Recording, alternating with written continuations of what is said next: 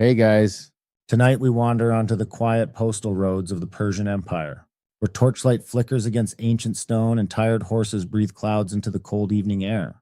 You stand beside one of the greatest communication networks the ancient world has ever seen, though right now it mostly smells like dust, leather, and a stable that definitely needed cleaning 3 days ago. Somewhere ahead, a courier tightens his cloak and prepares to ride into darkness carrying messages that could decide taxes, wars, marriages, or perhaps one very dramatic complaint about missing sheep.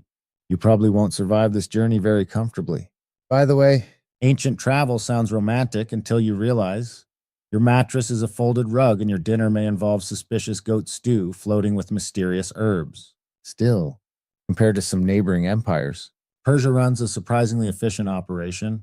At least somebody remembers where the roads go. So, before you get comfortable, take a moment to like the video and subscribe, but only if you genuinely enjoy what I do here. And while you settle in tonight, maybe leave a comment sharing your location and local time. Somewhere out there, another sleepy traveler is listening beneath a completely different sky. Now, dim the lights. Maybe turn on a fan for that soft background hum. And let's ease into tonight's journey together.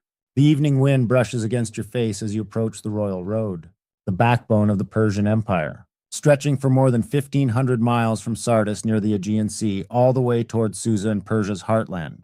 This route hums quietly with life. Merchants creak along in wagons loaded with olive oil and dyed cloth. Soldiers patrol in pairs. Couriers ride hardest of all, changing horses at relay stations so messages move with astonishing speed. Herodotus, the Greek historian, famously admired these Persian messengers. He wrote that neither snow nor rain nor heat nor darkness stopped them from completing their route. Modern postal services still quote that line today, which must be deeply satisfying for a civilization that disappeared over 2,000 years ago. You stand near one of the relay stations now. It is less glamorous than you imagine. The building resembles a sturdy mud brick inn surrounded by horse pens and storage jars. A sleepy stable boy yawns while carrying buckets of water. Nearby, a clerk scratches records onto wax tablets with the exhausted expression of someone who has counted grain shipments for 11 consecutive hours. A courier arrives suddenly in a storm of dust. The horse is sweating heavily. The rider swings down without ceremony, thrusts a leather packet toward the station official, and immediately asks for another mount. No dramatic speech, no heroic trumpet music, just paperwork, ancient empires. You discover survive mostly through paperwork and deeply tired administrators. The fresh horse is ready within minutes. Historians still argue whether the Persian relay system was truly as fast and organized as Greek sources claimed, or whether later writers exaggerated its efficiency to flatter imperial power. But even conservative estimates suggest messages traveled remarkably quickly for the ancient world, faster than most medieval kingdoms would manage centuries later. You watch the replacement rider disappear eastward beneath a darkening sky. The royal road itself is uneven beneath your sandals. Some portions are carefully paved. Others are packed dirt carved by countless wagon wheels. Little clouds of dust rise with every passing traveler. The empire stretches across enormous distance, linking dozens of cultures, languages, and climates. Somehow these roads hold everything together. A merchant beside you mutters that Persian roads are excellent unless you are the one paying caravan taxes. Some things truly never change. As night settles deeper, lanterns glow warmly around the station courtyard. Travelers gather close to small cooking fires. The smell of lentils, onions, and roasting lamb drifts through the cool air. Somewhere nearby, somebody is playing a reed flute very slowly, as though trying not to wake the stars. You settle onto a woven mat while listening to conversations ripple through the courtyard in half a dozen languages. Persian officials discuss horse rotations. Phoenician traders argue about cargo weights. A traveler from Egypt complains that Persian wine tastes like vinegary river water. Nobody seems offended. They simply nod politely, which somehow feels worse. One mainstream fact becomes impossible to ignore here. The Persian Empire under Darius the Great was enormous. Spanning from the Indus Valley to Egypt and Anatolia, managing such territory required communication systems unlike anything the world had previously seen. Without roads and relay stations, imperial authority would simply dissolve into distant confusion. And confusion arrives quickly in ancient administration. A clerk nearby accidentally drops a stack of records into a puddle and stares at the soggy tablets with the hollow despair of a man reconsidering every life choice. Another official calmly tells him this is why they keep duplicate records. Somewhere in the darkness, an owl hoots as if judging everyone involved. The station master invites you to inspect the horse yard. Rows of sturdy Nicaean horses shift quietly in the torchlight. These animals are prized throughout the empire for endurance and speed. Their care is serious business. Riders depend entirely upon fresh mounts waiting at each station. Without healthy horses, the whole communication network slows into chaos. One groom whispers an odd local belief while brushing a mare's mane. He claims certain horses can sense approaching sandstorms hours before humans notice them. Some travelers even tie tiny bronze charms into the animals' harnesses for luck. Quirky, perhaps? But after enough nights alone in desert winds, people begin trusting strange things. You run your fingers along a weathered milestone near the road. It marks distances between stations, helping travelers estimate their progress. The stone feels cool beneath your hand. Thousands of hands have likely touched this same marker over generations. Beyond the station walls, the empire stretches into darkness. Somewhere out there, another courier rides beneath moonlight carrying royal commands sealed with wax. Somewhere a governor waits anxiously for news from the capital. Somewhere a merchant counts profits by lantern glow while trying not to think about bandits. And somewhere very nearby, judging by the smell drifting across the courtyard, someone has badly burned the evening porridge. The stars brighten overhead one by one. You pull your cloak tighter and settle deeper into the gentle rhythm of the station. Hooves clatter softly. Harnesses creak. Men murmur beside the fires. The Persian roads never truly sleep. They simply breathe slower at night, like a giant resting animal stretched across mountains and deserts. Tomorrow, before sunrise, you will follow the road deeper into the empire itself. Before dawn fully arrives, the relay station is already awake. You hear it first through the walls of the sleeping room. Horses snorting, leather straps tightening, clay bowls clinking together somewhere in the courtyard. A servant shuffles past carrying a tray of flatbread and dates while muttering to himself, with the exhausted determination of a man who has accepted that sleep is now just a distant philosophical concept. Cold air spills into the room when the door opens. Outside, the eastern horizon glows pale silver over the Persian countryside. Riders prepare for departure beneath wavering torchlight. The royal road stretches onward into the dim distance like a ribbon unrolling toward the center of the world. You chew stale bread while listening to a station official explain how these roads came to exist in the first place, long before the empire reached its greatest size. Cyrus the Great began uniting scattered kingdoms beneath Persian rule during the 6th century BCE. He conquered Media, Lydia, and Babylon with startling speed, but conquest alone was not enough. Armies can seize territory. Keeping control requires roads, messages, taxes, and administrators who know where the paperwork actually went. Sadly, the paperwork rarely knows where it went either. You begin walking eastward beside a small caravan of traders transporting dyed wool and copper tools. Their donkeys move at a pace best described as spiritually unmotivated. Every few minutes, one simply stops and stares at nothing. The lead merchant sighs with the patience of someone who has argued with donkeys for 20 years and lost every debate. The road gradually widens as the morning brightens. Stone markers stand beside the route at intervals. Irrigation canals glimmer nearby, feeding farms of barley and wheat. Villages cluster around wells shaded by date palms. Under Cyrus and later Darius the Great, these roads expanded into an imperial system unlike anything earlier civilizations managed on such scale. Darius especially reorganized the empire into provinces called satrapies, each governed by officials who reported back to the royal court. Communication became the empire's lifeline. One mainstream historical fact still impresses modern historians. Messages could travel across vast portions of the Persian Empire in days or weeks, rather than months thanks to relay riders and organized stations. Compared to older kingdoms where information moved at the speed of exhausted sandals, Persia practically invented administrative fast travel. The caravan halts briefly near a roadside shrine no larger than a storage shed. Smoke curls from a tiny fire altar inside. One elderly traveler pauses to whisper a prayer for safe roads and healthy horses. Another quietly touches a carved stone charm hanging from his belt. Historians still argue whether ordinary Persian travelers followed Zoroastrian religious practices consistently across the empire or blended them with local traditions and superstitions. Looking around, The answer appears to be a little of everything.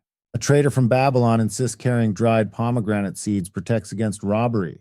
A Mede nearby says this is nonsense and claims garlic works better. The donkey, meanwhile, believes in absolutely nothing.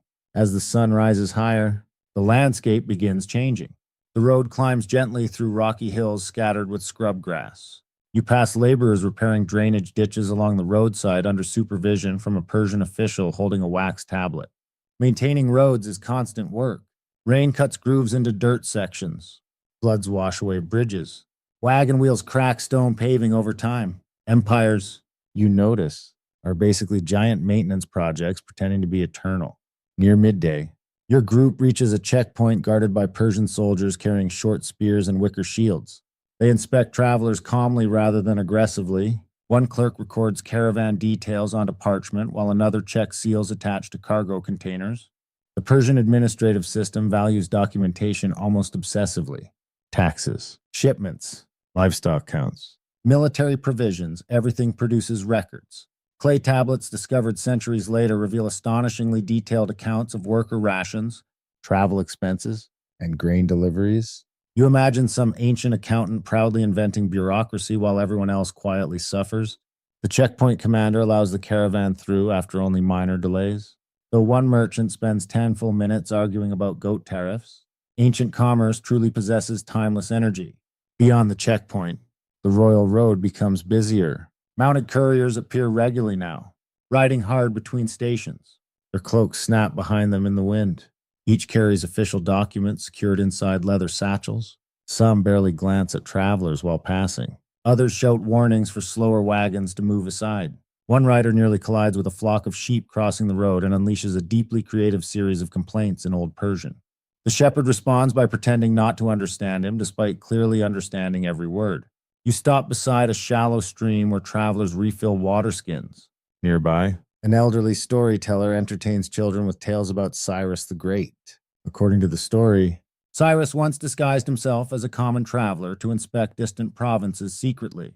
Historians doubt the tale's accuracy, but it survives because people enjoy imagining rulers sneaking around in dusty cloaks like suspicious theater actors. The storyteller lowers his voice dramatically while describing royal messengers riding through storms. Even the mountains move aside for the king's roads, he declares. A child asks whether mountains can actually move. The storyteller pauses. Only very polite mountains. The children seem satisfied with this explanation. By afternoon, heat shimmers across the road. Dust clings to your sandals and cloak. Travelers wrap cloth around their heads against the sun. Yet despite the discomfort, movement never stops. Wagons creak onward. Couriers thunder past. Officials inspect records. Farmers lead animals toward nearby markets. The empire breathes through these roads. Late in the day, distant hills reveal the outline of another relay station. Smoke rises from cooking fires within its walls. Horses graze nearby under watchful attendants. The sight alone brings relief to tired travelers. As you approach, you notice carved symbols above the gate marking imperial authority. This station, like many others, exists specifically to support the movement of royal information. Private travelers may rest here occasionally, but the Empire's messages come first. A courier arrives moments before you do, splattered with mud after crossing rough terrain farther east. He dismounts stiffly, hands over a sealed packet, and immediately requests wine. Not water, wine. The stable boys exchange knowing looks. One whispers that this particular rider always drinks heavily after mountain routes because he believes the roads are haunted by invisible spirits that tug at horse reins after sunset. Another insists the courier simply enjoys free wine. Honestly, both explanations feel equally plausible. Evening settles gradually over the station courtyard as lanterns are lit again. You sink onto a low bench near the horse pens while listening to distant conversations blur softly into the growing darkness. Tomorrow, the road will carry you deeper into Persia's carefully ordered world of relay stations, weary couriers, and endless movement beneath open skies. The relay station wakes you before sunrise again, though technically you were never fully asleep. A donkey spent most of the night objecting loudly to existence itself somewhere beneath your window. Every few hours, it released a dramatic bray that echoed across the courtyard like an ancient trumpet announcing disappointment. Nobody seemed surprised. One stable hand merely rolled over on his blanket and muttered, "Ah." The philosopher returns. Now the station stirs beneath cool blue pre-dawn light. Servants sweep dust from the courtyard with reed brooms. Horses stamp softly in their pens while sleepy grooms brush their coats and check hooves for stones. The smell of smoke and onion stew drifts from a kitchen alcove near the rear wall. You sit cross-legged beside a clay lamp while eating breakfast from a wooden bowl that appears older than several empires combined. This station, like many scattered across the Royal Road, serves as far more than a resting place. It is part inn, part stable, part warehouse, and part administrative machine. Travelers exchange news here. Officials inspect documents. Couriers switch horses with astonishing speed. Merchants trade gossip while pretending not to spy on competitors. Ancient social media. Basically, just with more sandals. A clerk nearby scratches names onto a wax tablet while muttering travel times under his breath. The Persian relay system depends upon careful coordination. Horses must remain healthy. Feed supplies need constant replenishment. Water stores cannot run dry. One broken station can delay communication across hundreds of miles. Mainstream historians generally agree that the Persian Empire operated one of history's earliest highly organized long-distance communication systems. Relay riders traveled between stations called Shaparkhana, where fresh mounts allowed messages to continue rapidly without exhausting individual horses. The station master proudly explains this while chewing dates. He also explains, less proudly, that travelers occasionally steal blankets. You follow him into the stable yard where rows of horses wait beneath wooden awnings. Their breath rises in pale clouds against the cold morning air. Some are restless and eager. Others possess the weary expression of creatures who have carried administrators through too many provinces already. One groom points toward a gray stallion reserved for imperial couriers only. The horse wears decorated tack and receives noticeably better feed than everyone else. More respected than most governors.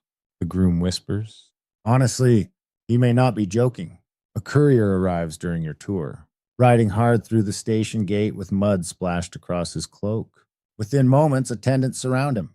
One takes the reins. Another offers water. A third collects the leather satchel containing official correspondence. The efficiency feels almost modern. The rider himself barely pauses. He drinks quickly, washes dust from his face, and checks the replacement horse prepared for the next leg of the journey. 10 minutes later, he is gone again, disappearing eastward beneath streaks of orange dawn. Historians still argue whether every relay station across the empire maintained such consistent organization, or whether Greek accounts focused mainly on the best-maintained routes near major cities. Certainly some remote stations likely struggled with shortages, corruption, or simple exhaustion. You suspect every empire quietly runs on exhausted people pretending everything is under control? By mid-morning, travelers begin crowding the station courtyard. A merchant caravan from Lydia arrives carrying dyed textiles and olive oil. Two Egyptian sailors argue cheerfully over whose homeland produces better beer. A physician traveling toward Babylon offers herbal remedies to anyone willing to listen long enough. He attempts to sell you a sleeping tonic made from poppy extract and crushed figs. Considering the donkey situation last night, you briefly consider it. Inside the station's main hall, rugs cover packed earth floors while low tables hold bowls of lentils, cheese, and dates. Travelers lounge against cushions, discussing road conditions farther east. One complains about mountain snow delaying caravans. Another swears bandits recently robbed a trader near a river crossing. A Persian guard overhears this and snorts. Bandits, he says. No, tax collectors. Nobody laughs too loudly. You settle near the wall while observing the constant movement around you. Messages arrive sealed with wax stamps bearing official symbols. Clerks sort them carefully into categories. Military dispatches receive immediate attention. Provincial tax records go into separate bundles tied with colored cord. One fringe tidbit circulating among the station staff concerns hidden royal messages. According to rumor, certain important communications are written beneath wax layers or stitched secretly into clothing linings. A cook insists some couriers even memorize messages rather than carrying written copies at all. Whether true or not, secrecy clearly matters in an empire this large. Outside, the road hums steadily beneath the afternoon sunlight. Dust rises behind caravans moving westward. A group of mounted soldiers pauses briefly at the station wells before continuing north, somewhere beyond the hills. More stations wait with fresh horses and more tired administrators. You help a stable hand carry feed sacks toward the horse pens.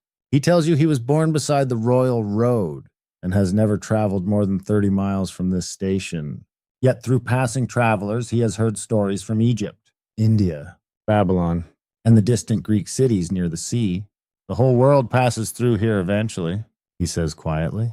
Then a mule immediately bites him on the sleeve. The angry parts, especially as evening approaches, the station grows warmer and softer. Oil lamps flicker against mud brick walls. The kitchen servants prepare thick stew flavored with lentils and garlic. Someone begins playing a stringed instrument near the entrance while children chase each other around water jars. You notice small personal rituals emerging among the travelers. One merchant carefully arranges lucky stones beside his sleeping mat. An elderly woman burns cedar shavings before dinner to calm troublesome dreams. A courier touches the station gate twice before every departure. Roads create habits. Repetition becomes comfort. Near sunset, a senior imperial official arrives unexpectedly with armed escorts. The entire station shifts instantly into sharper discipline. Clerks straighten tablets. Stable boys rush to prepare better accommodations. The station master nearly trips over a water bucket while bowing. The official carries documents sealed with the king's emblem itself. Nobody asks questions. You glimpse him later seated alone beneath a lantern while reading correspondence. His face remains unreadable, though occasionally he sighs deeply like a man discovering yet another provincial dispute involving grain shipments and offended governors. Empires may conquer continents, but eventually someone still has to sort the paperwork. Night spreads slowly across the station courtyard. Travelers settle beneath blankets. Horses rustle quietly in their stalls. Beyond the walls, the royal road stretches endlessly through darkness, linking distant cities beneath the same stars. And somewhere out there tonight, another courier rides onward through the silence, carrying words powerful enough to move armies or perhaps merely inform a governor that his cousin still refuses to return borrowed goats. Both messages, you suspect, travel with equal urgency. Morning arrives beneath heavy clouds. The relay station feels quieter today, wrapped in the thick gray stillness that comes before rain. Horses shuffle uneasily in their stalls while stable hands glance toward the darkening horizon, with expressions suggesting they already regret everything about the coming weather. You stand beneath the station gate, tightening your cloak as cold wind sweeps dust along the royal road. A courier beside you checks the straps securing his leather message case. His horse stamps impatiently against the packed earth. The rider looks exhausted already, which is concerning considering he has not actually departed yet. Mountain roads ahead, he mutters. Then, after a pause, and mud. The way he says mud carries the emotional weight of ancient tragedy. You leave the station alongside a small convoy heading east. 2 mounted guards escort supply wagons carrying grain and official records toward a larger administrative center farther inland. The road climbs gradually through rocky terrain scattered with low shrubs bending beneath the wind. By midday, rain begins. Not dramatic heroic rain, just cold. Stubborn rain that seeps into your sandals and somehow finds every opening in your cloak no matter how carefully you wrap it. The royal road transforms into slippery brown sludge in sections where paving stones disappear beneath mud. And still the couriers ride. One gallops past your convoy entirely soaked, face grim beneath dripping hair, clutching a sealed message beneath his cloak as though personally defending the empire from moisture itself. His horse splashes through puddles with astonishing determination. Herodotus famously praised Persian couriers for continuing through snow, rain, heat, and darkness. Watching this miserable rider vanish into the storm, you begin believing every word. The convoy halts briefly beneath a rocky overhang where travelers huddle together chewing dried figs and barley bread. One guard removes water from his boots by simply turning them upside down. Another stares silently into the rain with the hollow eyes of a man reconsidering military service. A merchant tries cheering everyone up by announcing that rain means healthy crops. Nobody responds. Historians still argue whether Persian roads were uniformly engineered across the empire or whether maintenance varied greatly depending upon local governors and terrain. Looking at the muddy disaster currently swallowing one wagon wheel, you suspect the answer is painfully obvious. The wagon requires 6 people, 2 ropes, and one extremely judgmental camel to free it. The camel contributes nothing practical, but emotionally it feels involved. As the storm worsens, you continue climbing into colder highlands where mist curls between rocky slopes. Small watchtowers appear occasionally along the road, manned by guards sheltering beneath awnings. These outposts monitor traffic and protect imperial routes from thieves or unrest. One mainstream historical fact becomes increasingly clear here. Persian rulers invested heavily in infrastructure because communication held the empire together. Roads, bridges, and relay systems allowed kings to respond quickly to rebellions, invasions, or provincial problems. Without rapid communication, distant territories could easily drift toward independence. Or perhaps worse from an imperial perspective, delayed tax payments. A courier emerges from the fog ahead, riding at dangerous speed downhill toward your convoy. His horse nearly slips on wet stones before recovering at the last moment. Mud splatters across everyone nearby. The rider shouts a warning while passing. Bridge flooding farther east. Then he disappears behind you into the rain. Wonderful. By late afternoon, your convoy reaches a narrow stone bridge crossing a swollen mountain river. Water crashes loudly beneath the arches. Guards inspect the structure carefully before allowing wagons across one at a time. You wait beside a cluster of travelers sheltering under wool blankets. An elderly woman explains a local superstition involving mountain spirits who supposedly dislike noisy travelers crossing bridges during storms. She insists polite silence prevents accidents. A mule immediately sneezes with spectacular volume.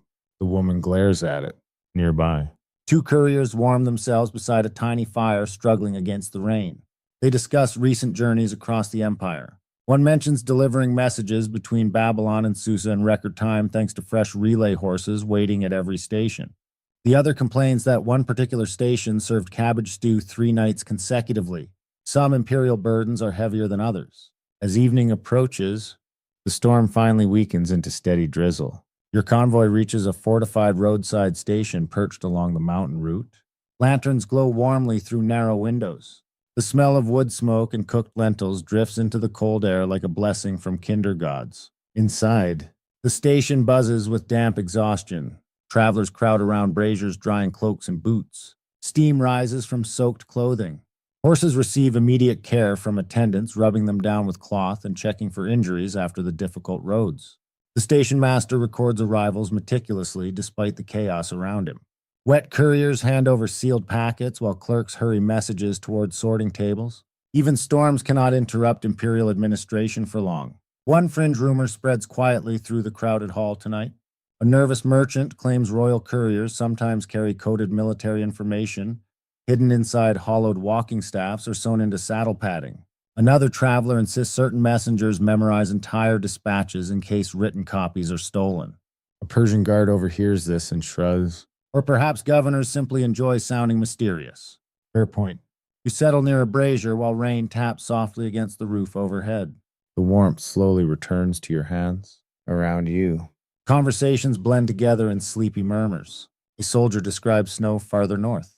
A merchant counts inventory repeatedly under his breath. A young courier quietly sharpens a knife while staring into the fire. Outside, darkness settles over the mountains. The royal road continues invisibly through mist and rain, threading across valleys and ridges toward distant provinces. Somewhere beyond these peaks, other stations glow beside the road, offering shelter to equally tired travelers.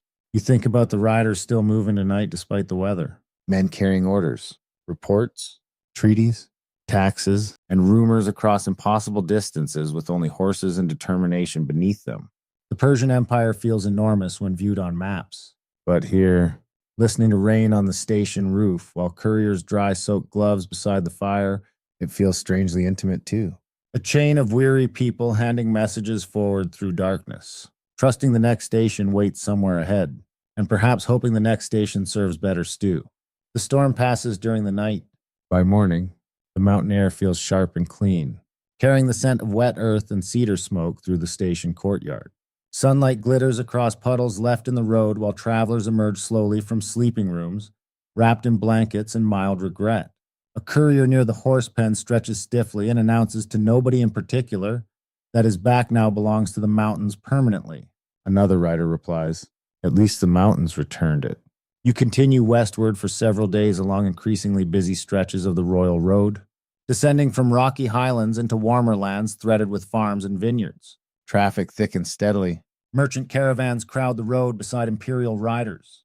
Farmers guide wagons stacked with grain sacks toward market towns. Goat herds drift lazily across the hillsides like moving patches of wool.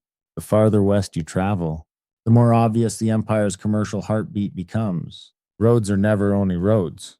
They are arteries carrying trade, gossip, taxes, arguments, recipes, diseases, fashions, and occasionally deeply unnecessary opinions about olive oil quality. One afternoon, you crest a hill and finally glimpse Sardis in the distance, one of the great western cities connected by the Persian road system. Sunlight catches its rooftops and market squares while columns rise above the crowded streets. Traders from across the empire move through its gates daily, bringing goods from Egypt, Babylon, Phoenicia, and beyond. The royal road famously begins here in many ancient accounts, stretching eastward all the way toward Persia's imperial centers. Mainstream historians recognize Sardis as a crucial administrative and commercial hub under Persian rule. Once the capital of Lydia, the city retained enormous economic importance after Persian conquest, linking Mediterranean trade with inland imperial routes. You enter through crowded streets alive with noise and movement.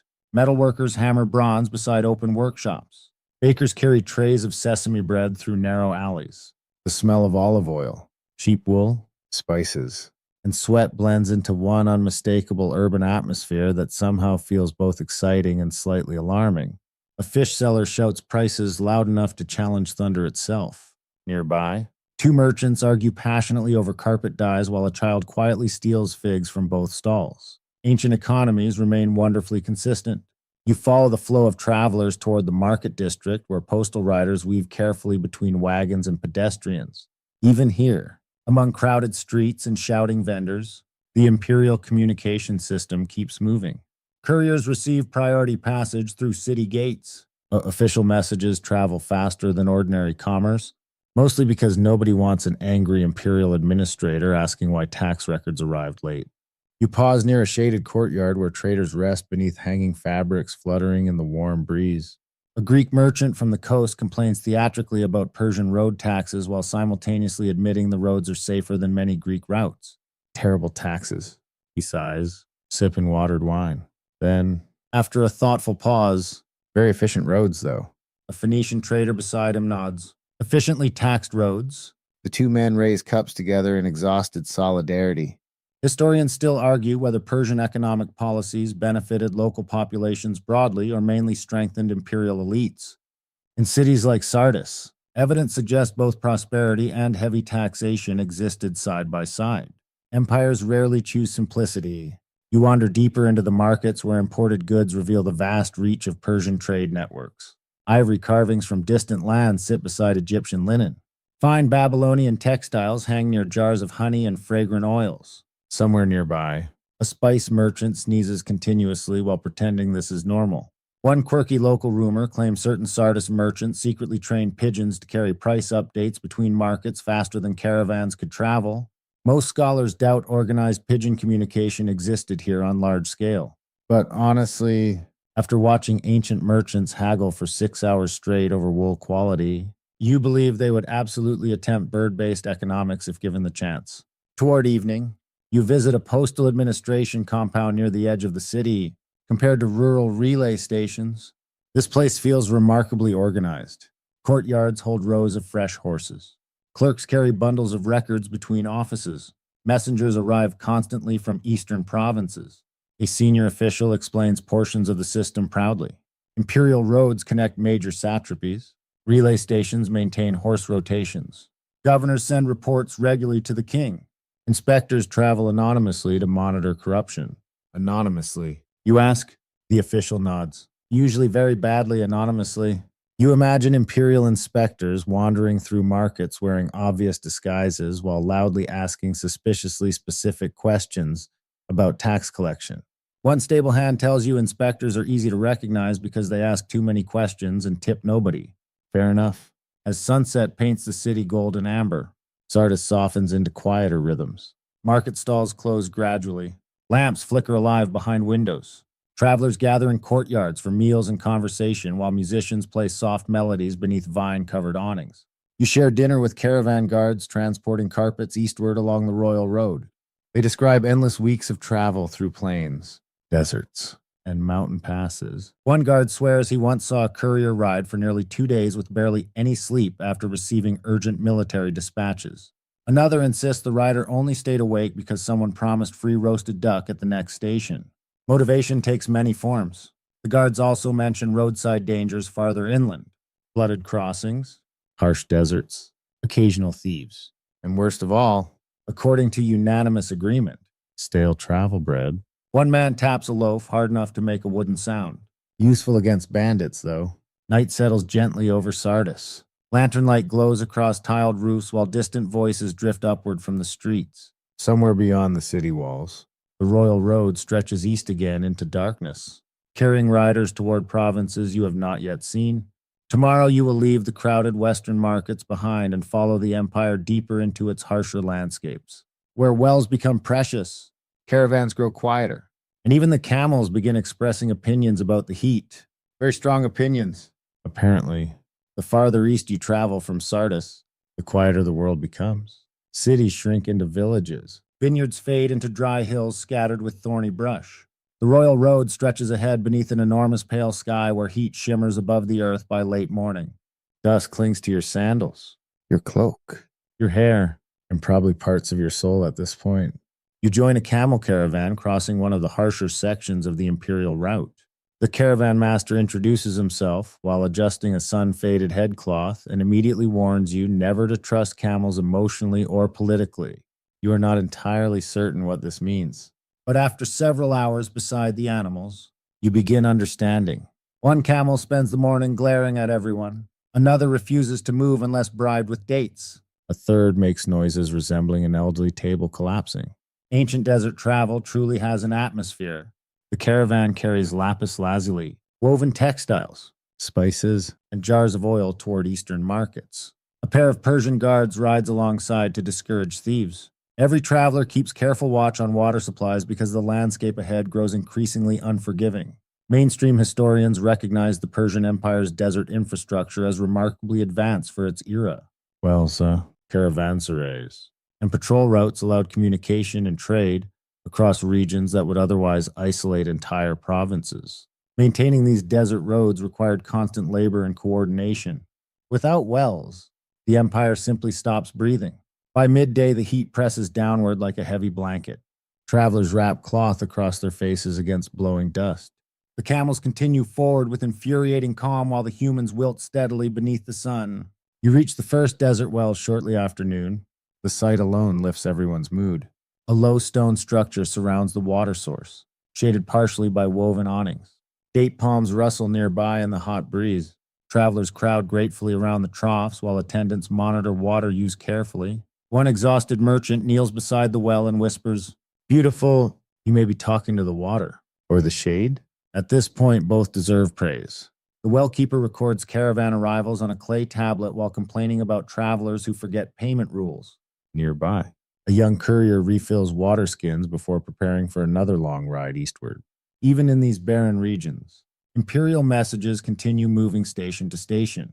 Historians still argue whether the royal road itself remained continuously paved across desert regions or shifted into looser networks of maintained paths depending on climate and terrain. Looking around at the scattered tracks fading into dunes and rocky flats, you suspect travelers relied heavily on local guides and memory. One wrong turn out here could become a very permanent mistake. As evening approaches, your caravan reaches a fortified roadside station built from mud brick and stone. Thick walls protect against sandstorms as much as against raiders. Inside the courtyard, tired travelers collapse gratefully beside water jars while attendants unload goods from the camels. The camels themselves groan theatrically throughout the process. The stable boy rolls his eyes. They complain before resting. He says, then complain during resting. You cannot argue with this assessment. Dinner tonight consists of lentil stew, coarse bread, goat cheese, and dried dates shared beneath hanging oil lamps. Desert nights cool quickly after sunset, and travelers gather close together around small fires while wind whispers softly beyond the station walls. One Persian guard explains strange local laws enforced along some caravan routes. Travelers caught wasting water deliberately can face severe penalties. Certain wells reserve priority access for official couriers during emergencies. In some provinces, caravan masters must report suspicious travelers directly to local authorities. A merchant mutters that suspicious travelers usually look exactly like tax collectors. Several people nod. One quirky roadside belief fascinates you especially tonight. Some caravan travelers hang tiny blue stones from camel harnesses to ward off desert spirits, blamed for causing travelers to lose direction during sandstorms. Others insist whistling at night attracts bad luck because wandering spirits mistake it for invitations. A young courier quietly admits he avoids whistling anyway, because once a camel spat on him immediately afterward. Honestly, that feels less supernatural and more deeply personal. The station's oldest resident, a weathered woman who has managed water supplies here for decades, tells stories after dinner while travelers listen beneath the stars. She speaks of sandstorms swallowing entire caravans, hidden desert shrines, and mysterious riders appearing at wells moments before collapse. Then she mentions imperial inspectors. The mood shifts instantly. Apparently, officials sometimes travel disguised as ordinary merchants to investigate corruption or theft along the roads. The old woman claims one station keeper was removed after secretly watering down wine served to royal couriers. The trader gasps softly. Watering wine? Exactly, the woman says gravely. Barbaric. Far above, the desert sky blazes with stars, without city lights. The heavens seem impossibly vast. Constellations stretch clearly overhead while travelers settle gradually into silence around the fading fires. Somewhere beyond the station walls, desert wind drifts across the dunes carrying dry whispers through the darkness. You lie awake listening to distant camel noises. One sounds suspiciously judgmental. Another resembles a squeaky door being emotionally overwhelmed. Sleep comes slowly in the desert. Temperatures drop sharply after midnight, and travelers pull blankets tighter while guards patrol the walls carrying lanterns.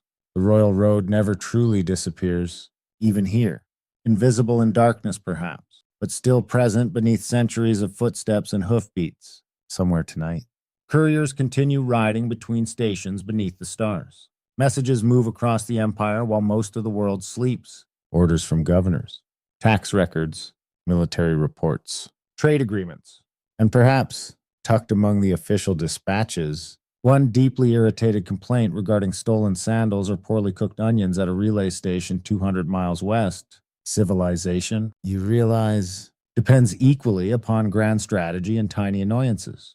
The desert wind softens toward dawn. Nearby, the caravan camels settle into quieter breathing at last. Even the most dramatic among them appears sleepy now, silhouetted peacefully against lantern glow and starlight. Tomorrow the roads will carry you farther inland, where hidden estates and powerful households quietly maintain another side of the empire's vast communication network, one far less visible than the couriers racing across the dust. Dawn arrives softly across the desert estate. At first, you only notice the smell of baking barley bread drifting through the cool morning air.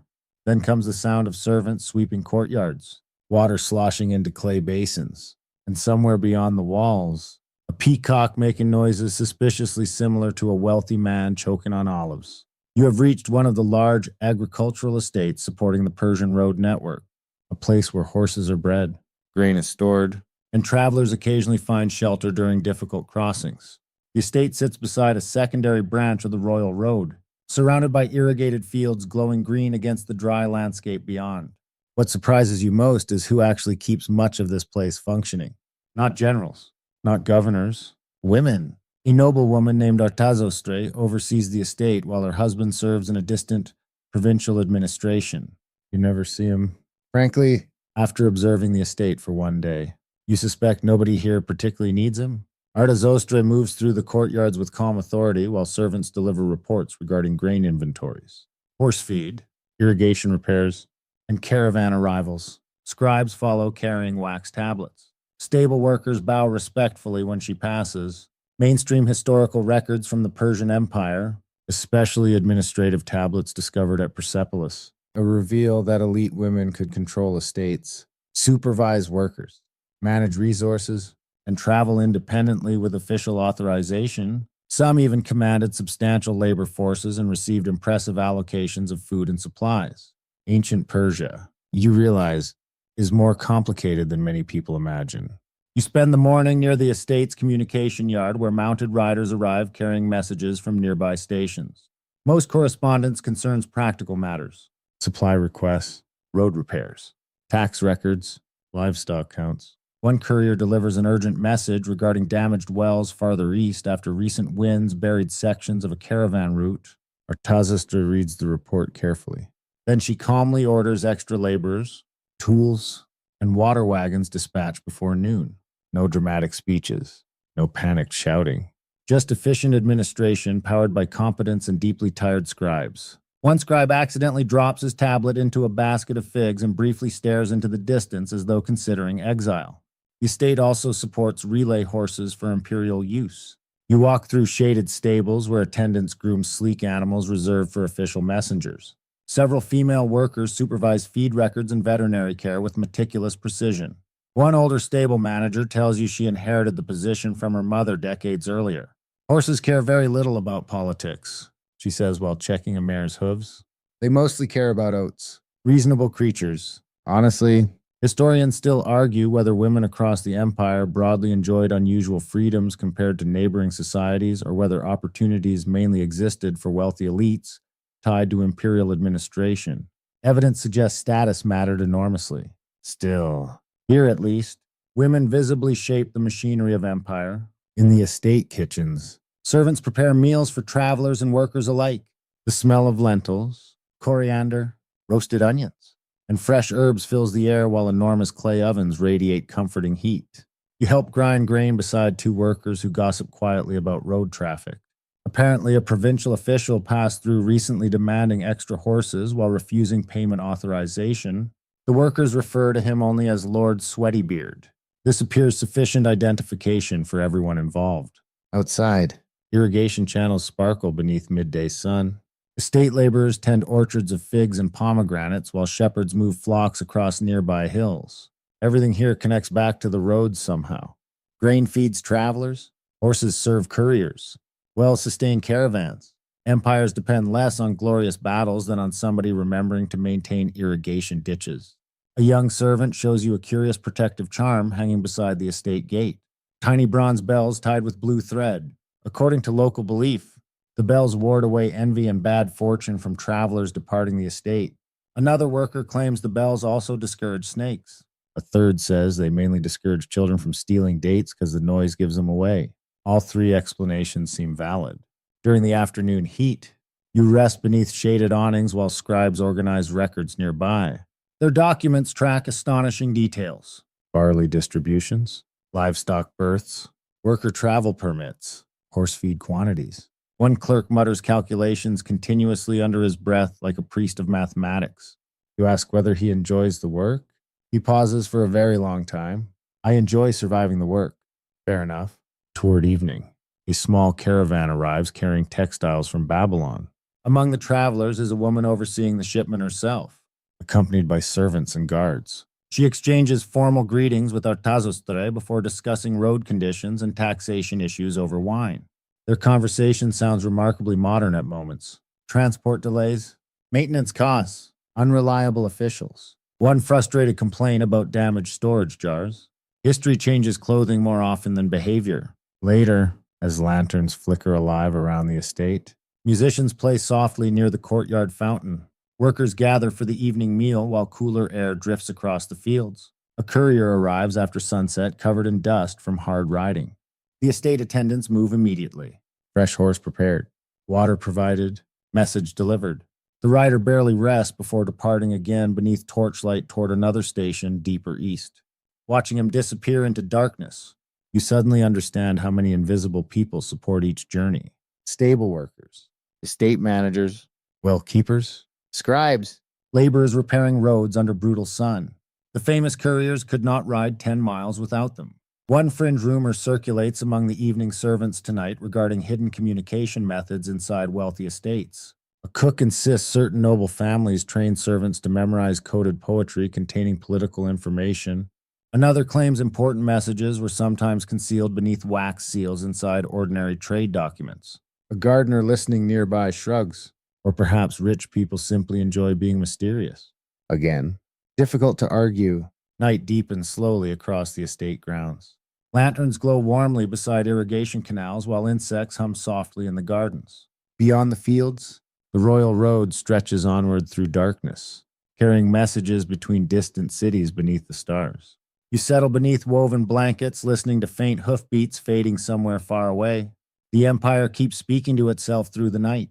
And tomorrow, the roads will climb again into colder lands where guards watch mountain passes. Travelers share nervous stories beside tea fires. And the wind carries sounds that may or may not belong to bandits. Or goats. Honestly, ancient travelers confuse those two surprisingly often. The road leaves the warm estate behind and begins climbing steadily into harsher country. Within 2 days, the air grows colder, thinner, sharper against your lungs. Dry plains give way to steep ridges where narrow trails cling to mountainsides above deep valleys. Pine trees appear in scattered clusters, bending beneath restless wind. Even the camels from the lower roots seem offended by the terrain. One simply sits down halfway up a slope and refuses further participation in civilization. The caravan master stares at it for several long seconds before saying, "Very well then, die dramatically." The camel eventually stands. You continue upward beside a mixed group of merchants, soldiers, mule handlers, and couriers traveling through one of the empire's more dangerous mountain corridors. The royal road narrows here into winding passes vulnerable to landslides, storms, and occasional theft. Persian authorities station guards at intervals along these routes to protect travelers and maintain communication between provinces. Small watchtowers overlook cliffs and river crossings, while fortified stations provide shelter against both weather and unwanted human enthusiasm. Mainstream historians note that maintaining secure mountain roads was essential for imperial stability. A blocked pass could isolate entire regions or delay military responses during unrest. In difficult terrain like this, communication becomes fragile very quickly. You feel that fragility now. Loose stones slide beneath your sandals. Cold wind whistles through the rocks. Every distant noise echoes strangely across the valleys. Travelers speak more quietly here, conserving breath and attention. Around midday, your caravan passes a narrow checkpoint where Persian soldiers inspect traffic entering the higher passes. Their cloaks flap heavily in the mountain wind while bronze spear points catch pale sunlight. One guard asks whether anyone has seen suspicious travelers farther west. A merchant replies, "Only tax officials." The guard sighs deeply, clearly having heard this joke approximately 900 times already. Beyond the checkpoint, the road becomes rougher. Snow lingers in shaded crevices despite the season. Couriers still ride these paths, though more carefully now. You watch one imperial messenger guide his horse across a narrow ridge trail with terrifying confidence while clutching sealed dispatches beneath his cloak. The rider vanishes into mist moments later. Historians still argue whether mounted couriers used every section of mountainous royal road year-round, or whether severe weather forced seasonal adjustments. Looking at the icy slopes ahead, you suspect winter travel here required equal parts skill, luck, and questionable life decisions. By late afternoon, clouds gather again over the peaks. Travelers hurry toward a mountain station perched beside a cliffside bend in the road. Thick stone walls protect the compound against wind and snow. Smoke rises warmly from vents in the roof while lanterns flicker near the entrance. The sight feels almost magical after hours of cold mountain air. Inside, the station buzzes with nervous energy. Guards warm their hands beside braziers. Merchants unpack goods carefully away from moisture. Stable attendants rub down exhausted horses while muttering sympathetically to the animals. One mule bites a feed bucket with such fury that a nearby child applauds. You settle beside a long fire pit where travelers sip hot herbal tea from clay cups. The drink tastes smoky and bitter but wonderfully warm. Around the fire, stories begin unfolding naturally as darkness closes around the station outside. Mountain roads encourage storytelling, perhaps because everyone quietly wants reassurance that they will survive them. A courier describes riding through sudden snow near a northern pass, where visibility vanished completely for hours. A trader claims bandits once disguised themselves as wandering monks to approach caravans safely. Another traveler swears certain cliffs are haunted by travelers who froze during winter storms centuries earlier. The station keeper overhears this and rolls his eyes. Every mountain is haunted according to tired travelers. He pauses. Though the eastern ridge does make strange noises, very comforting. One quirky local tradition catches your attention tonight. Before crossing especially dangerous passes, some travelers toss small crumbs of bread into mountain streams as offerings for safe passage. Others tie strips of cloth onto roadside shrubs believed to carry prayers upward with the wind. A young soldier quietly admits he follows both customs. "Can't hurt," he says. Honestly, in these mountains, that feels scientifically reasonable. Dinner consists of thick stew with lentils and goat meat served alongside coarse bread, hard enough to qualify as defensive equipment. Travelers eat gratefully anyway while snow begins falling lightly beyond the station walls. The atmosphere softens as the evening deepens. A musician plays low melodies on a stringed instrument near the fire. Guards loosen armor straps while discussing road conditions farther east. Two couriers compare horses with the intensity of modern sports fans debating engines. One insists his mare once outran a sandstorm. The other says this is impossible. The first shrugs. She was very motivated. Near the back wall, an elderly storyteller entertains younger travelers with tales about imperial inspectors roaming the roads disguised as common merchants. According to the stories, these officials secretly monitored corruption, road maintenance, and military readiness throughout the empire. One famous rumor claims a governor lost his position after inspectors discovered he diverted road repair funds toward building an extravagant garden full of imported peacocks. The storyteller lowers his voice dramatically. The peacock survived.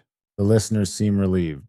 Outside, wind rattles softly against the station walls. Snowflakes drift through lantern light in slow spirals. Somewhere in the darkness beyond the pass, other travelers continue moving cautiously along the road. You step briefly onto the outer wall walkway before sleep. The mountains stretch endlessly beneath moonlit clouds.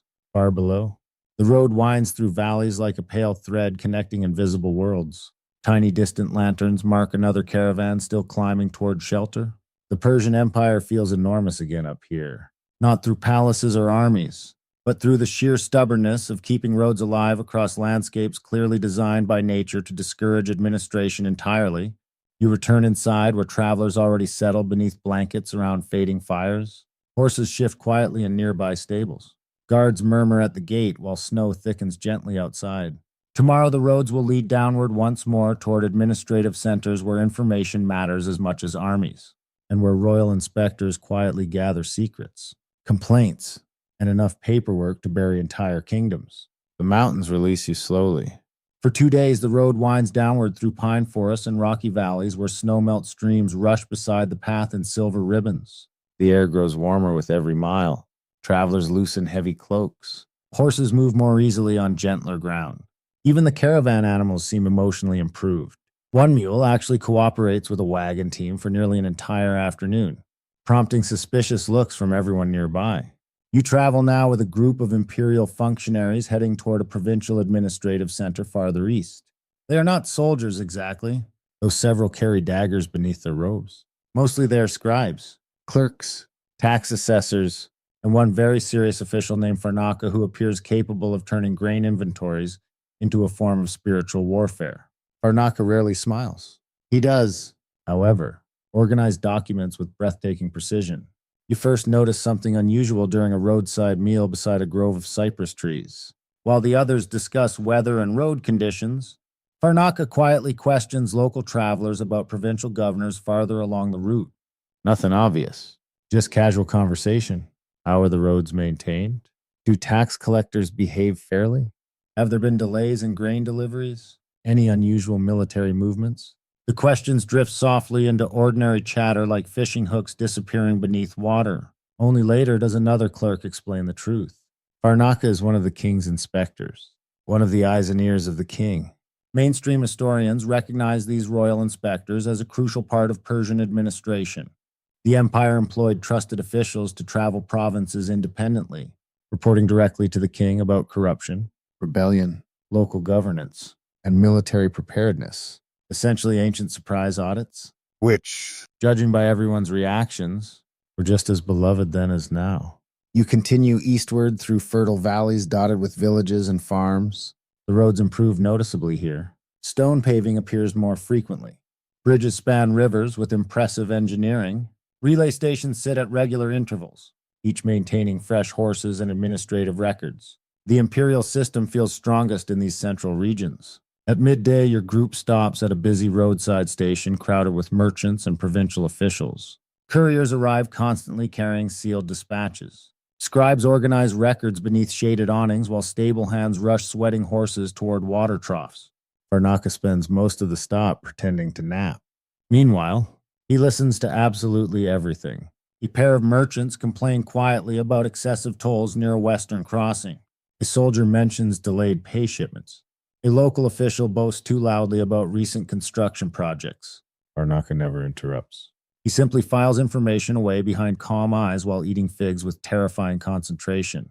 Historians still argue how extensive and effective the Persian inspection network truly was. Greek writers often portrayed royal inspectors almost mythically, as shadowy agents capable of uncovering corruption across the empire. Reality was likely more uneven. Still, provincial governors clearly feared inspection visits. And honestly, after watching Farnaka silently observe people for 3 days straight, you understand why. One quirky rumor circulating among travelers claims certain royal inspectors disguised themselves as entertainers, wandering priests, or caravan merchants to avoid recognition. A station servant insists one famous inspector posed as a terrible flute player for months while gathering information. Terrible on purpose, you ask? The servant shrugs. Historians still argue. The road carries you toward a prosperous provincial city by evening. Vineyards spread across nearby hills while irrigation canals sparkle beneath fading sunlight. At the city gates, guards inspect cargo and record arrivals carefully. Varnaka presents official credentials. The guards immediately become extremely polite. Inside, administrative buildings cluster near the central square where tax records, trade permits, and legal disputes flow endlessly through scribal offices. You follow Varnaka into one such hall lined with clay tablets stacked on wooden shelves. The atmosphere smells of ink, dust, and administrative anxiety. Clerks bow nervously as Varnaka examines records, grain inventories, road repair budgets, horse allocations for relay stations. He asks calm questions while scribes sweat visibly nearby. One poor administrator accidentally drops an entire bundle of wax tablets and makes a sound resembling a wounded accordion. Varnaka helps him gather the documents without comment, which somehow feels even more intimidating. Outside the offices, city life continues peacefully. Bakers prepare evening bread. Children chase dogs through narrow alleys. Merchants close market stalls beneath hanging lanterns. Empires often look gentler from the outside than from inside the accounting rooms. Later that night, you join several travelers around a courtyard fire at the local relay station. The conversation turns naturally toward rumors about governors removed from office after royal inspections, uncovered corruption.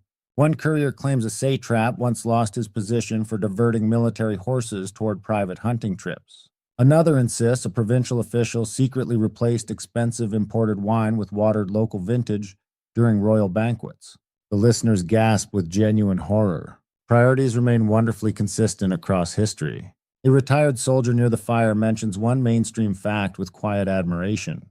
Despite its vast size and cultural diversity, the Persian Empire maintained relative stability for centuries, partly because communication and oversight connected distant provinces back to the center.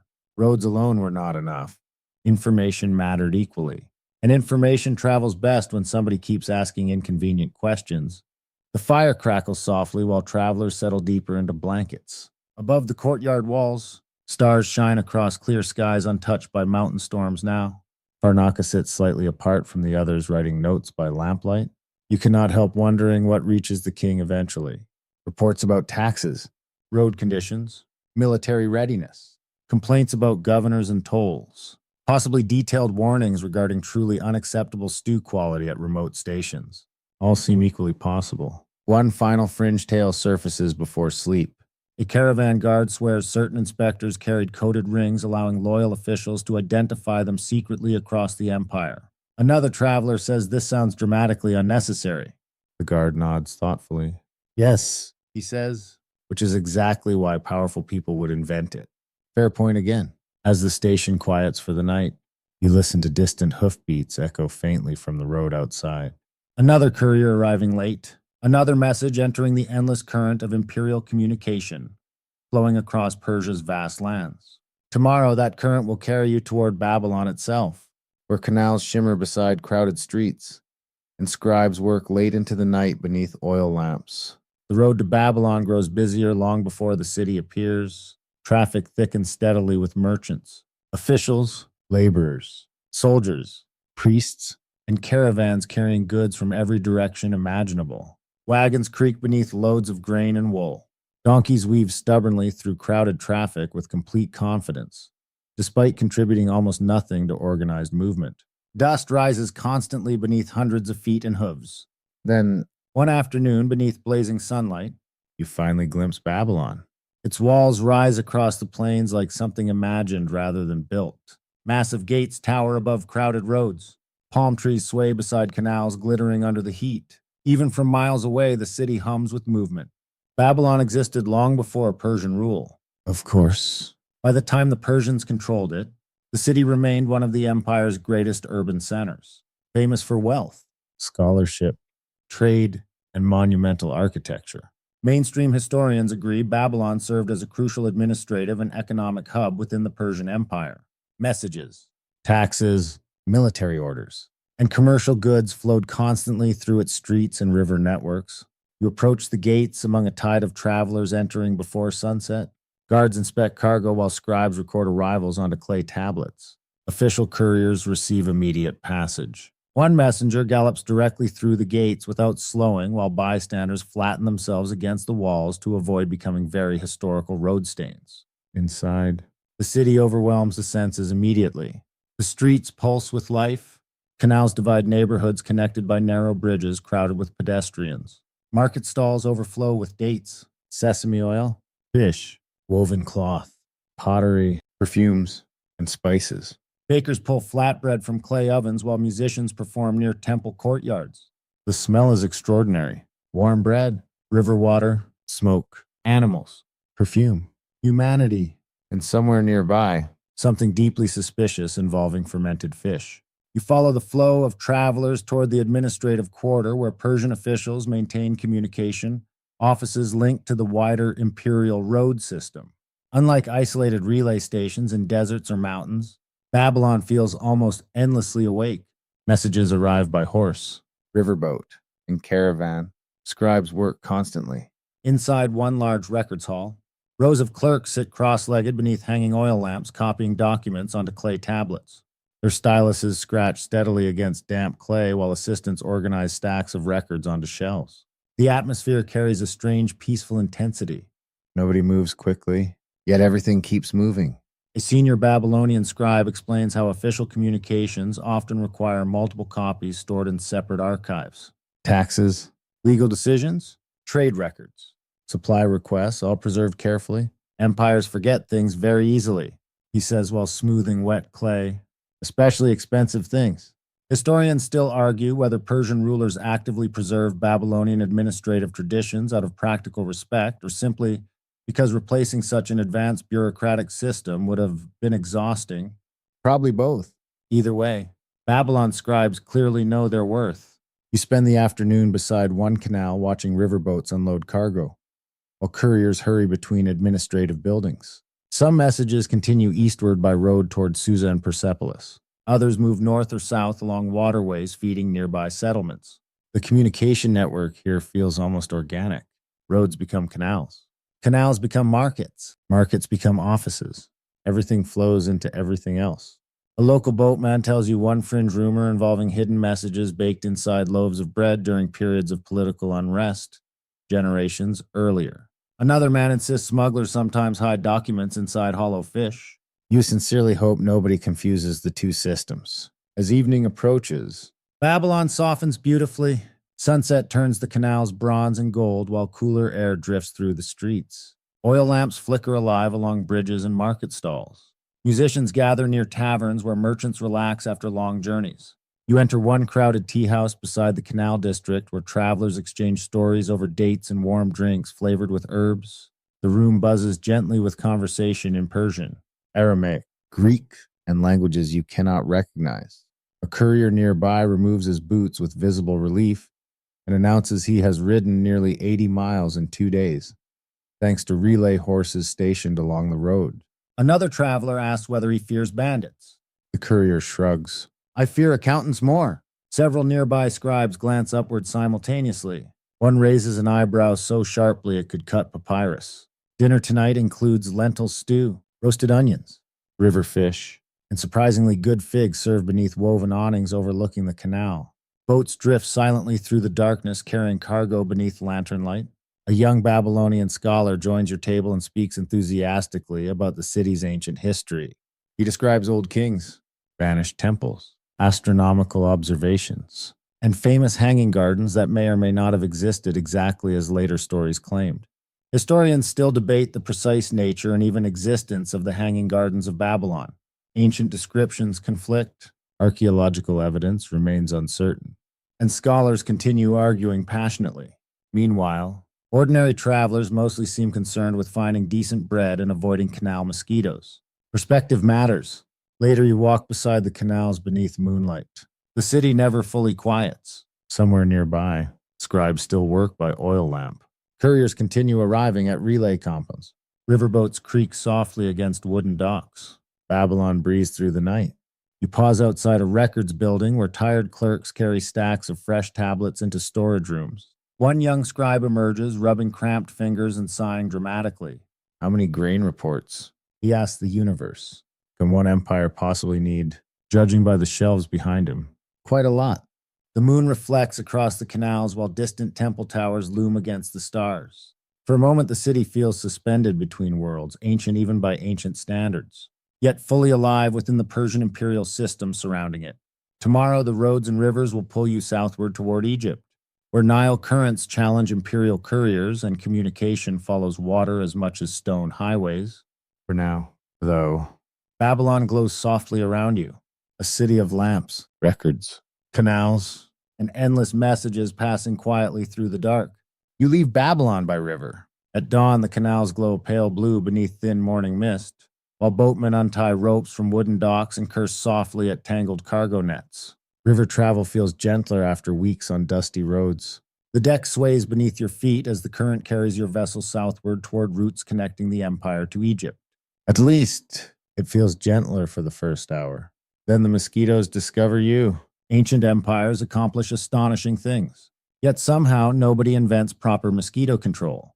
The riverboat itself is long and narrow with a patched sail hanging above stacks of grain jars and woven baskets. Merchants lounge beneath awnings drinking watered wine while laborers push cargo into orderly piles. Alongside the banks, date palms sway over villages where fishermen already cast nets into the reeds. The Persian Empire links its territories not only through roads but through rivers and maritime routes as well. Communication adapts constantly to geography.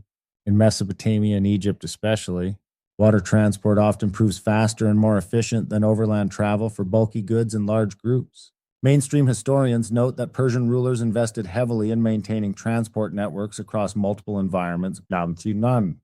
Canals, ports, bridges, and river systems all supporting imperial administration. Empires love options, especially when one route floods unexpectedly. Several days later, after changing vessels and joining an official caravan crossing Sinai trade routes, you finally approach Persian-controlled Egypt. The landscape shifts dramatically once more. The Nile Valley appears like a green ribbon threading through endless golden desert. Palm groves cluster beside fertile fields. White birds drift above marshes while irrigation canals glitter beneath the hot sun. And everywhere, water determines life. You arrive at a busy riverside settlement where Persian officials coordinate shipments traveling between inland administrative centers and Mediterranean ports. Boats crowd the riverbanks loaded with papyrus, grain, linen, and jars of oil. Compared to the royal road stations inland, this communication network feels looser but equally alive. Couriers still ride horses along river routes, but boats now compete with them constantly. One Egyptian boat captain laughs openly at mounted messengers. Horses tire, he says proudly while patting his boat's railing. The Nile keeps going. A nearby courier replies, the Nile also refuses to climb hills. Fair point. You spend the afternoon beside the docks watching imperial logistics unfold. Scribes record cargo manifests on papyrus scrolls while laborers unload grain from river barges. Persian administrators supervise tax collection with the exhausted caution of people fully aware that somebody is always trying to miscount grain intentionally. One worker drops an entire basket of onions into the river. Nobody reacts dramatically. This has clearly happened before. Historians still argue how smoothly Persian rule integrated with Egypt's long-established local systems. Egyptian administration already possessed ancient traditions of taxation, irrigation management, and record-keeping long before Persian conquest. In many places, Persian authority seems to have layered itself atop existing structures rather than replacing them completely. You notice this blending everywhere. Persian officials issue orders beside Egyptian temples. Aramaic mixes with Egyptian speech in crowded markets. Imperial roads connect with river traffic naturally. Civilizations overlap here like woven cloth. One quirky local belief fascinates the travelers tonight. Several boatmen wear tiny carved hippopotamus charms for luck on the Nile, despite simultaneously insisting hippopotamuses themselves are terrible creatures capable of destroying crops, boats, and occasionally entire afternoons. Humans remain emotionally complicated around large animals. A Persian tax official staying at the Riverside Inn complains endlessly about Egyptian humidity while trying to dry official documents near a cooking fire. The papyrus curls at the edges immediately. A local scribe watches calmly. The river dislikes impatience, he says. The official mutters something deeply administrative under his breath. Toward evening, you board a smaller vessel traveling north along the Nile toward another relay station near Memphis. The current moves steadily beneath the boat while reeds whisper along the banks. Farmers guide oxen through flooded fields as ibis birds stalk quietly through shallow water. The atmosphere feels slower here. Even communication adapts to the river's rhythm. Messages move with currents, winds, and seasonal flooding cycles. Official dispatches still travel urgently when needed, but everyday life bends gently around the Nile's moods. A courier aboard your vessel explains that during flood season, certain roads become unusable entirely, forcing administrators to rely heavily on boats. Water decides many political questions, he says while adjusting his cloak. That may be the most intelligent thing anyone has said this entire journey. At sunset, the river turns copper beneath fading light. Villages glow softly among palm trees while cooking fires send smoke curling into the evening sky. Your boat ties up beside a relay compound built near the riverbank. This station differs from the inland ones. Instead of horse pens dominating the courtyard, docks and storage sheds line the water's edge.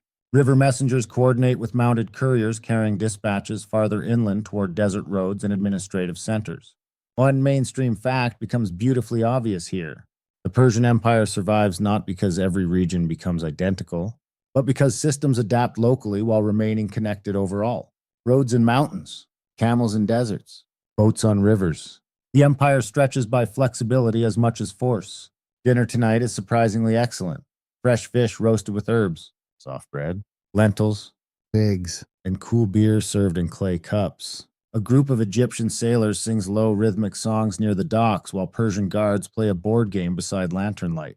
One sailor tells a fringe tale about hidden Nile islands where smugglers supposedly exchange messages beyond imperial supervision. Another insists sacred crocodiles sometimes carry blessings between temples. A guard listening nearby says he once carried official reports through 3 sandstorms and still finds crocodile messengers less stressful than accountants in Babylon. Nobody disagrees. Night settles warmly across the river. Frogs croak softly among the reeds while boats creak against their moorings. Lantern reflections ripple across dark water beside the station docks. Somewhere beyond the Nile Valley, desert roads continue under moonlight toward distant provinces. But here the empire drifts more quietly, not through pounding hooves on stone roads, through water, reeds, stars, and slow-moving currents carrying messages north and south beneath the ancient Egyptian sky. The roads feel stranger after Egypt. Perhaps it is the contrast. After weeks beside the Nile's green banks and slow currents, the dry inland route seems sharper somehow, filled with wider skies and longer silences. You travel northeast again through dusty caravan paths where travelers watch the horizon carefully and speak in lower voices after sunset. Not because the roads are especially dangerous tonight, because people believe things out here very enthusiastically. The caravan you join includes merchants, 2 imperial couriers, several shepherds guiding woolly sheep toward market towns, and an elderly dream interpreter named Naburim who carries more charms than practical supplies. He wears tiny bronze moons sewn into his sleeves, strings of blue beads around his neck, and, for reasons nobody fully explains, a dried fish tied to his belt. You decide not to ask immediately. The first evening beside the road, travelers gather around a low fire while desert wind brushes softly against the tents. Nabarim studies the flames with theatrical seriousness before warning everyone not to sleep facing west tonight. Unfortunate dreams drift from the west wind, he says calmly. One shepherd asks whether this applies to sheep too. Nabarim thinks carefully. Sheep already dream badly. Nobody questions him further. Across the Persian Empire, Beliefs travel almost as efficiently as messages. Zoroastrian traditions mingle with local customs, folk superstitions, protective rituals, and ancient regional gods older than the empire itself. Travelers carry charms, recite prayers, avoid unlucky roads, and interpret dreams with impressive confidence despite very limited evidence. Mainstream historians recognize that religious life within the Persian Empire remained highly diverse. Persian rulers often tolerated local beliefs while imperial traditions blended gradually with older customs across different regions, which means every roadside inn eventually develops at least three contradictory ghost stories. Historians still argue how widespread official Zoroastrian practice truly became among ordinary people during the Achaemenid period. Evidence survives unevenly, and many local traditions likely continued beneath imperial administration. You suspect ordinary travelers mostly cared about whichever gods helped avoid sandstorms and stomach illness, a reasonable priority structure. The next morning, your caravan passes a roadside shrine built beside a spring emerging from cracked rocks. Tiny offerings surround the water source, flowers, bits of cloth, polished stones, and small clay animals left by travelers seeking safe journeys. One courier pauses briefly to wash his hands in the spring before remounting. Lucky water, he explains. Another rider snorts. Lucky horses matter more. Then his horse immediately sneezes directly into his face. The spring appears to have chosen sides. As the road stretches onward through dry hills, conversation turns increasingly toward omens and dreams. A merchant insists seeing owls before dawn guarantees profitable trade. One shepherd refuses to travel on certain days connected to unlucky stars. Nabarim interprets everyone's dreams with alarming speed and confidence. A laborer mentions dreaming about figs. Unexpected visitors. Nabarim declares, another traveler dreamed about falling into mud. Tax trouble. A courier quietly admits he dreamed about missing sandals. Nabarim nods gravely. Powerful symbolism. Honestly, dream interpretation may simply be ancient improv theater. Yet the roads encourage these beliefs. Endless travel leaves people vulnerable to uncertainty. Storms appear suddenly. Wells run dry. Horses stumble. Messages vanish. A tiny ritual offers comfort against a world too large to control. That evening, your caravan reaches a weathered relay station built beside black volcanic hills. Wind whistles softly through cracks in the outer walls, while lanterns sway above the courtyard. Inside, travelers exchange stories over bowls of lentil stew and warm beer. One old guard describes sacred fires maintained at distant temples where priests tend flames believed never to extinguish. Another traveler claims certain mountain roads become cursed after battles, causing animals to panic at night.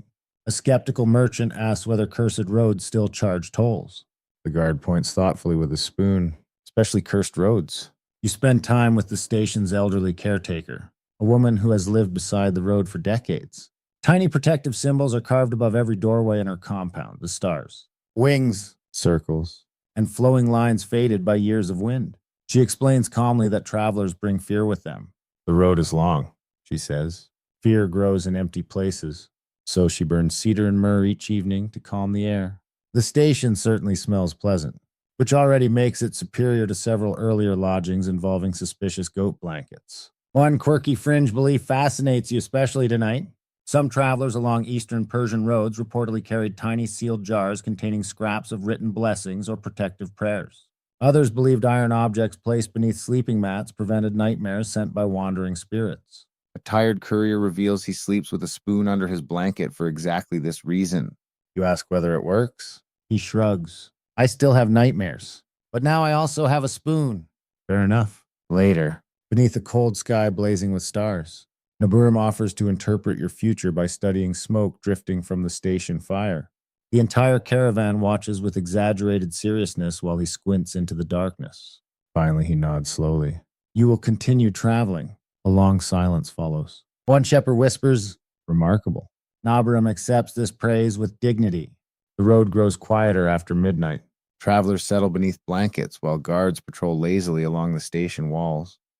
Beyond the lantern glow, darkness stretches endlessly across the hills.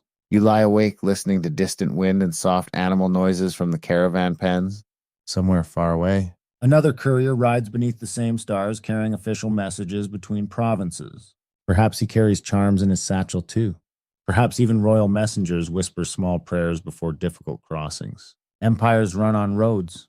horses, records, and taxes, but also on human hope, on tiny rituals repeated against uncertainty, on believing tomorrow's road will remain open. Toward dawn, the station falls almost completely silent. Even the wind softens. Ash glows faintly in the fire pit while sleeping travelers breathe steadily beneath layered blankets. The Empire itself feels asleep for a moment. Tomorrow, though, history changes direction. New armies approach from the west, and the ancient Persian roads will soon carry unfamiliar banners beneath their dust. At first, the rumors arrive faster than the armies. Travelers whisper beside roadside fires.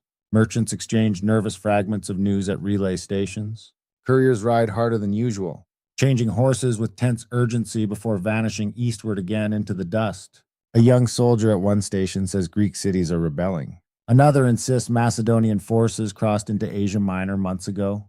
A merchant claims a king named Alexander travels with philosophers, engineers, historians, and enough ambition to frighten the gods themselves. Nobody seems entirely certain what is happening, but the roads know something has changed. You feel it everywhere now. Relay stations, once filled mostly with trade gossip and tax complaints, hum with military tension instead. Imperial officials speak quietly in corners over sealed messages. Supply wagons move east, carrying grain and equipment. Couriers arrive exhausted after impossible rides across the empire. The Persian roads still function beautifully. They simply carry anxiety now, too. Mainstream historians recognize the Persian Royal Road as a major strategic asset during Alexander's campaigns. The existing imperial infrastructure allowed armies, messengers, and supplies to move rapidly across conquered territories. Ironically, the same communication networks that strengthened Persia also helped invaders navigate the empire after victories. Empires spend centuries building roads, then history borrows them. You travel westward briefly alongside a column of Persian troops, marching toward uncertain battles. Their bronze armor glints beneath pale sunlight while officers consult maps near the roadside. Most soldiers look ordinary rather than heroic. Tired, dusty, concerned about food supplies. One man spends half an hour complaining about blisters with such dedication you almost forget. Civilization itself may be collapsing nearby. At a crowded relay station near the western provinces, tension hangs heavily in the air. Couriers rush between administrative rooms carrying fresh dispatches sealed with imperial markings. Stable hands struggle to keep enough horses rested for constant departures. One exhausted station clerk mutters, "If another rider arrives tonight, I may personally surrender to Macedonia." A courier overhears him. "Good news," the rider says. "3 more are coming." The clerk closes his eyes slowly. Historians still argue whether the Persian administrative system began fracturing significantly before Alexander's conquests or whether the empire remained structurally strong despite military defeats. Certainly, the communication networks continue operating remarkably well even now. But fear travels quickly along roads too. You encounter refugees moving eastward from contested regions carrying bundles of clothing, household goods, and deeply worried expressions. Merchants debate whether to reroute caravans away from active military zones. Some relay stations now host more soldiers than traders. One strange rumor spreads particularly fast among travelers.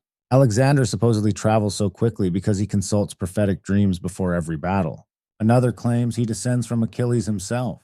A Persian caravan guard snorts loudly at both stories. Every conqueror eventually acquires magical grandparents. Reasonable observation. The roads themselves remain unchanged. That feels strangest of all. Milestones still mark distances. Stations still prepare horses. Scribes still count grain. The empire continues performing ordinary routines even while history bends violently around it. You reach a provincial city where Persian officials scramble to organize defenses and communication. Messengers arrive hourly. Military orders cover administrative tables beside half-finished tax records. One elderly scribe continues copying grain inventories with complete calm despite nearby panic. You ask why. He shrugs. If the world ends, it will still require paperwork.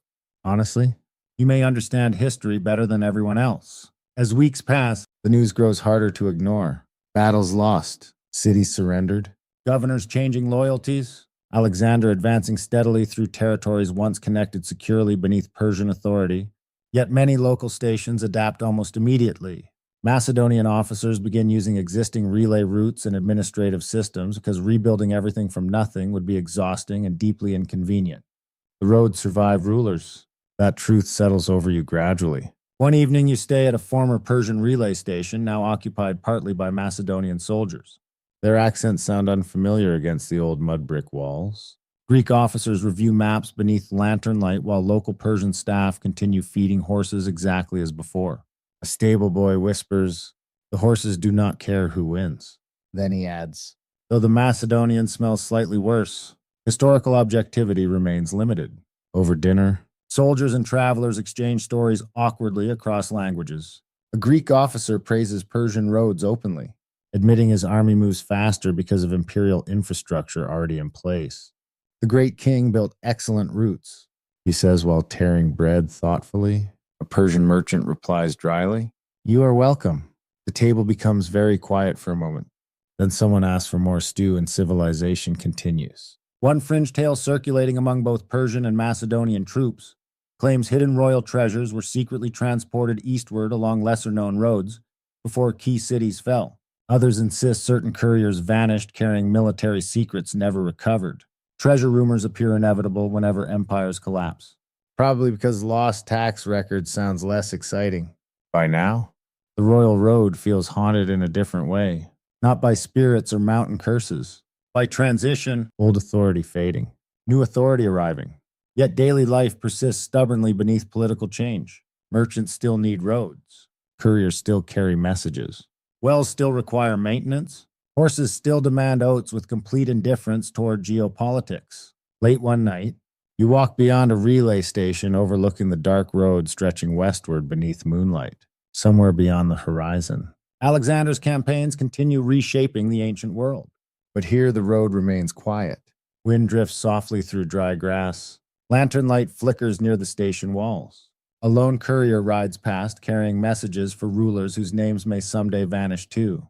The Persian Empire weakens. Its roads endure. And tomorrow, centuries later almost, you will wander among abandoned stations where sand buries milestones and forgotten travelers survive only in fragments beneath the earth. Centuries pass quietly on the roads, not all at once. Of course, empires rise, fracture, rename themselves, and fade while the old Persian routes continue carrying travelers beneath changing banners. Some stations remain active for generations. Others slowly empty as trade shifts elsewhere or rivers alter course. And eventually, silence arrives. You walk now through one of those forgotten places beneath a pale afternoon sky. Sand drifts across broken walls where relay riders once changed horses in desperate haste. Cracked stone foundations emerge from the earth like old bones beneath the desert. No lanterns glow here anymore. No scribes count grain. Only wind moves through the abandoned station courtyard. A weathered milestone leans sideways near the road, its carved markings softened almost smooth by centuries of dust storms.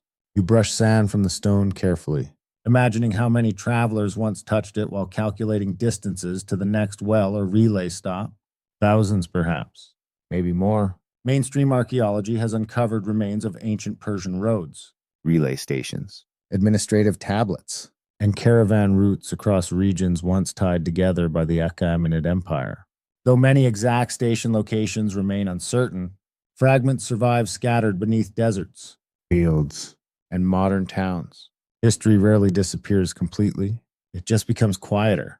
You travel alongside a small group of scholars and local guides exploring forgotten sections of the old routes. Their pack animals move slowly through dry valleys where abandoned canals and collapsed watchtowers mark landscapes once carefully maintained by imperial officials. One elderly guide gestures toward distant hills. The road continues there. He says, "You squint. There appears to be absolutely nothing there." The guide nods confidently anyway. Ancient roads often survive invisibly beneath newer paths, buried foundations, or subtle landscape patterns. Traders and travelers reused routes for centuries because geography changes more slowly than governments. Mountain passes remain mountain passes. Wells remain wells. And donkeys, tragically, remain donkeys forever. Your group reaches another ruined relay compound near sunset. Portions of mud brick walls still stand around a central courtyard filled now with thorn bushes and drifting sand. Pottery fragments crunch softly beneath your sandals. A scholar kneels near the remains of a storage room examining faded inscriptions scratched onto broken clay pieces. Tax records, perhaps? Supply inventories. Horse allocations. The ordinary paperwork of vanished lives. Historians still argue how extensive the full Persian road network truly became beyond major documented routes like the Royal Road itself. Some researchers believe secondary roads and regional branches connected far more settlements than surviving records suggest. Looking around these forgotten ruins, that feels entirely possible. Empire spread through details. A stable here, a well there. One repaired bridge preventing isolation during winter floods. You camp beside the abandoned station after dark. Wind sighs gently through broken archways while stars emerge overhead brighter than any city could allow. Around the fire, the scholars discuss lost cities, buried archives, and travelers who vanished into history with barely a trace. One researcher mentions discovering ancient horse bones near another station farther north. Another describes finding seal impressions from official correspondence preserved beneath collapsed walls. A local guide contributes a story about hidden underground chambers beneath certain relay stations, where officials supposedly stored emergency supplies during rebellions. A younger scholar raises an eyebrow skeptically. The guide shrugs. Every old building eventually acquires secret tunnels. That may be the truest historical statement of the entire journey. One quirky fringe theory fascinates the camp tonight. Some researchers speculate isolated road shrines and remote relay stations may have preserved local folk traditions long after imperial authority faded. Travelers carried stories, rituals, and superstitions between regions even when governments collapsed. Roads remember culture differently than monuments do. More softly, less officially. You wander briefly beyond the campfire glow into the darkness surrounding the ruins. Moonlight silvers the broken walls while desert wind brushes gently across the old road. For a moment, you imagine hearing distant hoofbeats. Not ghosts exactly, just memory. You picture exhausted couriers arriving after midnight. Stable boys carrying lanterns through the courtyard. Scribes yawning over wax tablets while travelers warm themselves beside fires. Now only insects move through the silence. A fragment of painted pottery lies half buried near your feet. Someone shaped it centuries ago for everyday use without imagining strangers would someday study the pieces beside abandoned roads. History preserves kings unevenly. It preserves ordinary people almost accidentally. Back at camp, the fire burns lower while conversations soften into sleepy murmurs. One scholar describes how certain ancient roads eventually influenced later trade routes used by Romans, Islamic caliphates, Mongol caravans, and even modern highways in some regions. The Persian roads never entirely vanished. They transformed. Mainstream historians often describe the Achaemenid communication network as one of history's foundational imperial infrastructure systems, influencing later states through its organization, relay concepts, and administrative reach.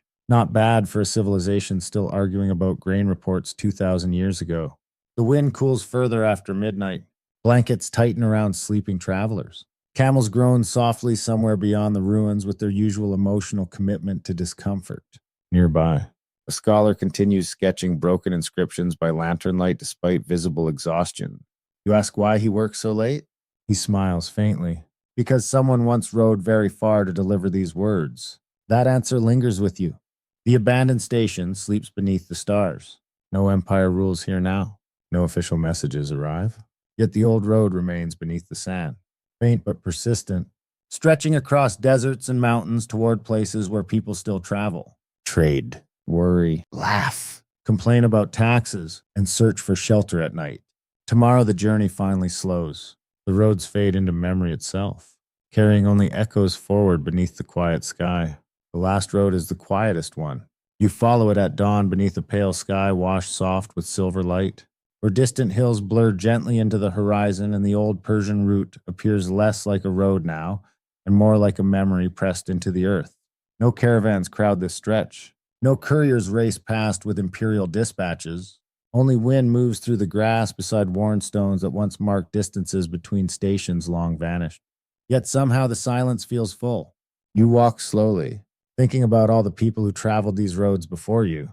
Couriers soaked by mountain rain. Stable workers brushing exhausted horses beneath lantern glow. Merchants complaining about taxes while secretly admiring the roads that made their fortunes possible. The empire itself faded centuries ago, but movement remained. Roads outlive crowns surprisingly often. Mainstream historians still view the Persian communication system as one of the ancient world's great administrative achievements. The Royal Road and its relay networks connected enormous territories across mountains, rivers, plains, and desserts with remarkable efficiency for their era. Not perfect efficiency, of course. At least 3 station cooks attempted to poison travelers emotionally with cabbage stew, but impressive nonetheless. You pass the remains of another milestone half hidden beneath dry grass. The carved symbols are nearly gone now. Rain, wind, and centuries of footsteps wore them smooth. A lizard naps comfortably on top of the stone with complete indifference toward historical significance. A wise creature. Nearby, fragments of old paving emerge briefly from the soil before disappearing again beneath dirt and roots. Farmers still use parts of these roads. Shepherds guide flocks across them. Modern roads sometimes follow the same valleys and passes chosen by Persian engineers long ago. Geography remembers, one lingering scholarly debate still follows these roads through history. Historians continue arguing how centralized the Persian Empire truly operated across such enormous distance. Did the roads create stronger imperial unity, or simply help local regions cooperate while remaining culturally distinct? Walk in here now. The answer feels less important than the connection itself. People traveled, messages moved, cultures touched each other. That changed the world quietly. You stop near the ruins of a tiny roadside shrine overlooking an empty valley. Someone long ago placed smooth white stones around the foundation in careful circles. Wind hums softly through the cracks. Perhaps travelers once paused here before dangerous crossings. Perhaps couriers whispered small prayers beside these walls before riding into storms. Or perhaps someone simply wanted a peaceful place to sit away from administrative paperwork. Entirely understandable. By afternoon, clouds drift lazily across the sky while warm sunlight spreads over the hills. You rest beneath a tree near an old bridge foundation where water trickles faintly through reeds below.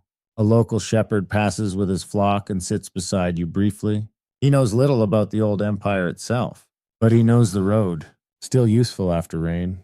He says, pointing toward the ancient stonework, that may be the simplest measure of lasting history imaginable, useful after rain. The shepherd also shares one final roadside superstition passed through generations in nearby villages. Travelers leaving coins or bread beside ruined milestones supposedly receive safe journeys and calm dreams. You ask whether he believes this. He shrugs. Couldn't hurt.